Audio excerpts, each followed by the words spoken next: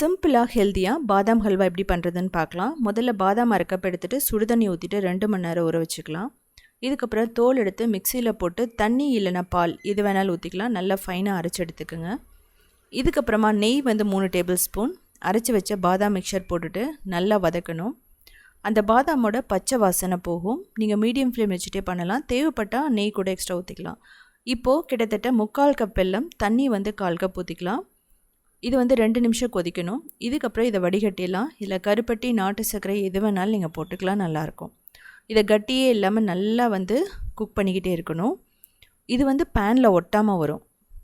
தேவையான அளவு நெய் வந்து அப்பப்போ விட்டுக்குங்க. கிட்டத்தட்ட 1/4 கப் நெய்க்கு உள்ளே தான் தேவைப்படும். ஃப்ளேவருக்கு ஏலக்காய் பொடி போட்டுக்கலாம். இப்போது பேனில் ஒட்டாமல் வரும்போது நம்ம இதை எடுத்துடலாம். கிட்டத்தட்ட 1 வாரம் வரைக்குமே கெட்டு போகாது. தேவையான அளவு நட்ஸ் வந்து போட்டுட்டீங்க அப்படின்னா ரொம்ப சூப்பராக இருக்கும். குழந்தைகளுக்கு ரொம்ப நல்லது கூட.